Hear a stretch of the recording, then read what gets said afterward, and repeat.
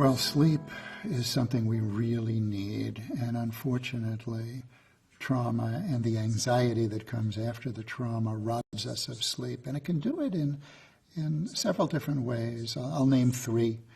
One of them is trouble falling asleep. I'll come back to that. The second is having nightmares and fearing having nightmares in the middle of the sleep cycle. And the last is waking up early and not being able to get back to sleep.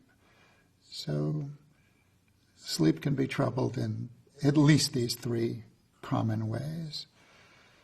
If you're having trouble falling asleep, there are some very practical things that you can do. One of them is to have a relatively dim light that you can turn on and a pad by your bed. Sometimes as you're falling asleep, you're thinking about things that you have to attend to. And if you don't think them through, you're not going to let yourself fall asleep. So you can write that down. But then you have to develop the habit of reading the list in the morning and doing something about it. Otherwise, you won't let yourself fall asleep. You'll obsess. This is the obsessive component of keeping yourself awake. That's one thing. Another is paying attention to what you eat and what you drink. There is caffeine and other stimulants in a lot of foods, not just coffee, not just Coke, and eat carefully and learn what it takes for you to have the right kind of diet and nutrient to help deal with this initial phase of falling asleep. It's not too good to have a lot of bright light, photic stimulation just before you fall asleep. This is all in the area of sleep hygiene, and you can read more about it. I frequently get into this conversation with traumatized patients, and just knowing that this is an issue, that other people have it, that you can do something about it, could be very, very helpful. There are pills. The problem with pills that help you fall asleep is they tend to be addicting.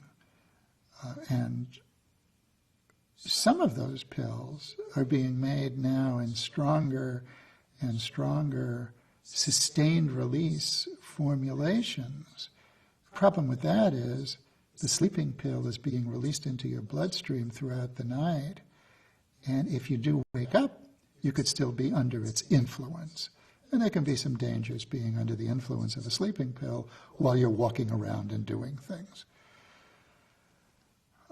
Let me turn to the nightmare. There are now pills that seem to help with nightmares.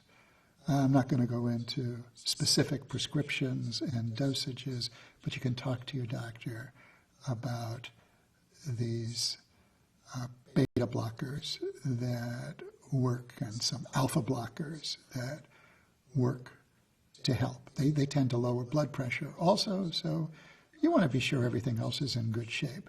But we now do have pills that help with nightmares. There are ancient tribal ways of dealing with bad dreams, and I'm fond of the person and her writing. Patricia Garfield wrote a book that's in its second or third edition now on creative dreaming. She spent time with the Sonoy tribe in Southeast Asia, where they teach how to dream and how to identify your enemies in your dream and how to attack your enemies in your dream. You can counsel yourself on how to behave in a dream and learn how to deal with your nightmares. If you can conquer your nightmares, you're not only sleeping better, but you're also doing something to combat an unconscious remnant of a traumatic event. So, Patricia Garfield, creative dreaming, entering your dream, learning how to have lucid dreams. There's a field that helps people deal with that. But there also are pills to help with nightmares. Early morning awakening seems to be of a different mechanism than just difficulty falling asleep. And I've been using the drug trazodone. It was first marketed as Deserel with many of my patients who are traumatized. It doesn't work with all of them, but usually it does, and there's a wide safety range in using that particular medication, from 50 milligrams or 25 even, which is a very low dose, to the relatively high dose that is tolerated when the drug was used for depression 20, 30 years ago. It's not used for depression anymore. It's nowhere near as good as the modern antidepressants. But that helps with the condition of early morning wakening. And you see early morning wakening in depression as well as in some people with PTSD. So psychiatrists have a lot of experience with it.